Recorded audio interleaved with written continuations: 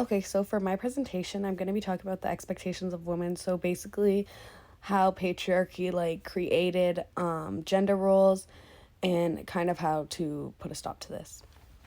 So, Expectations of Women by Lily Prasek. So, patriarchy is defined as a society where men have the power and control what women could do. So, we live in a patriarchal society. This means that our society was built by and for men. So, men hold the power, and there is an equality between the two genders, and this is what creates gender roles.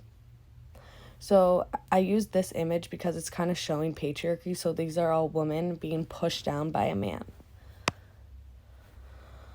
Okay, so what is a gender role? So, according to the Oxford Dictionary, gender role is defined as the role or behavior learned by a person as appropriate to their gender, defined by prevailing cultural norms. So, gender roles started a long time ago in our society. So, kind of the main two gender roles are women were expected to stay home, clean, cook, and be mothers, while men were expected to go out, work, and kind of do what they wanted.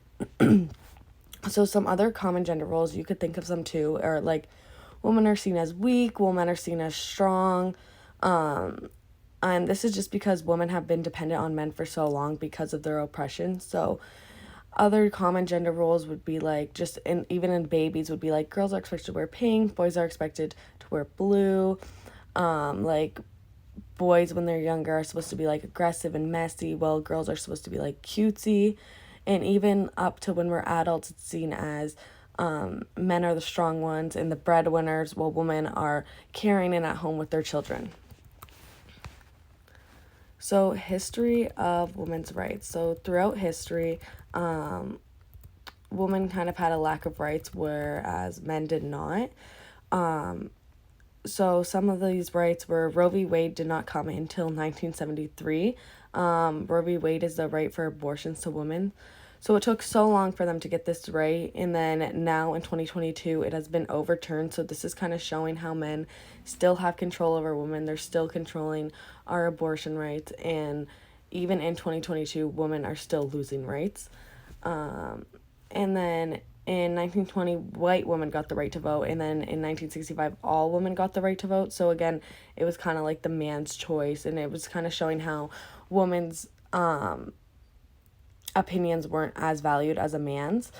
And then women were not allowed to go to university until 60 years ago. So this would kind of again make women dependent on men because they couldn't go to university and then get a good paying job. So they had to depend on a man who could do that. And then women really started working during the First World War, but they did not have equal pay. And equal pay is still an issue today.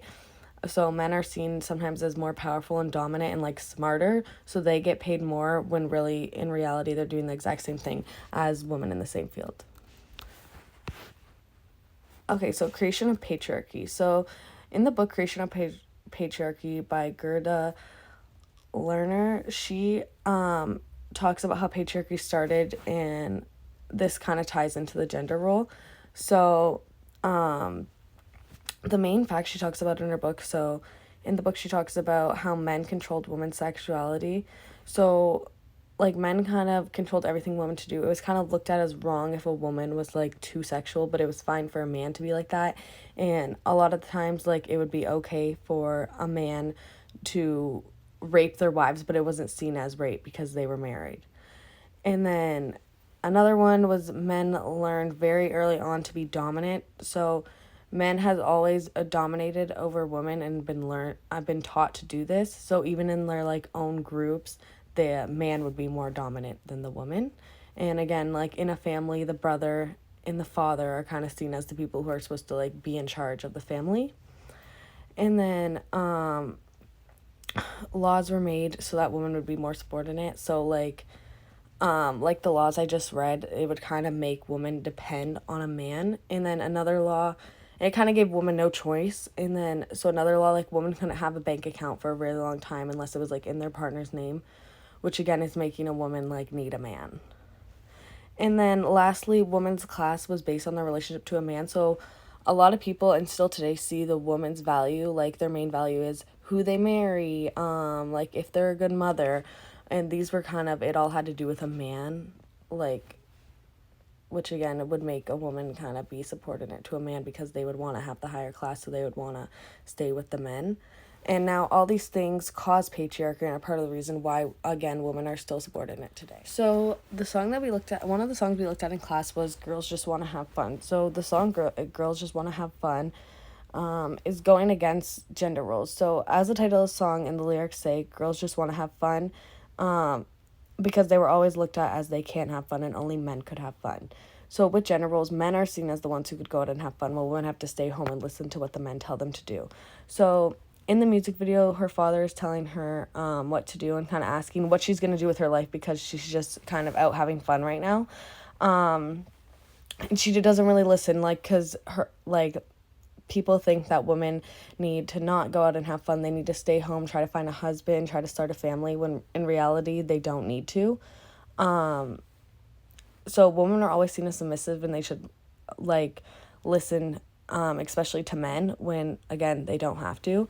So in the reading, The Creation of Patriarchy, it talks about how a woman's class was measured by her relations to a man. But in this song, it's kind of going against that and saying, we don't care, we're going to do what we want, and we just want to have fun. And again, it's showing that you could do what you want and still be just as much as a woman. And this music video is kind of showing how it's important for women to not always be subordinate. And we kind of need to do, again, what we want to do. So this, again, all ties into the reading. And if patriarchy ever ends, it also women need to stop listening and always being subordinate to men. Okay, so why are women subordinate to men? So many women were and remain subordinate to men because they want acceptance from men. Women also want to fit into the norms. And in the past, women were always told what to do, so they kind of want to just accepted that and continue the cycle. So women let men treat them how they want because they're too scared of what others will think if they act different. So they just want to be in the norms, and they're too scared that their image will be ruined if they kind of don't listen to men. And then many women, again, we were always told what to do. So now many women just don't even know what to do unless they are told. Okay, so how to stop gender roles. So try to stop yourself from believing stereotypes. So personally, I still catch myself associating certain things with certain genders. But this shouldn't be happening. So one thing isn't made for a man and one thing isn't for a woman. You should treat both genders equally and kind of let them do what they want and don't assume what they want. Personally for me, I'm a lifeguard, and I'll find myself trying to give the girls things like girly toys and boys things I think they would like, when really I shouldn't be thinking like that, and there's not really a girly toy, they're just toys and they could all play with the same things. Secondly, speak up when you find others making sexist comments.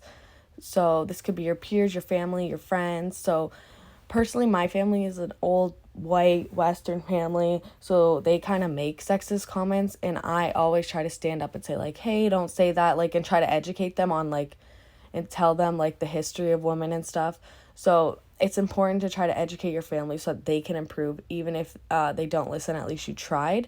And then a classmate too, even if you're scared to say something, it's important for you to stand up.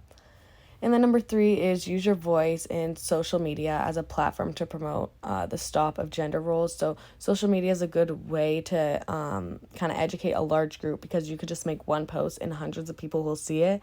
And even if not every person reads it, some will, and you're just educating someone. So that could be really important. And then again, just always use your voice. And then here are all my references, and that's all for today.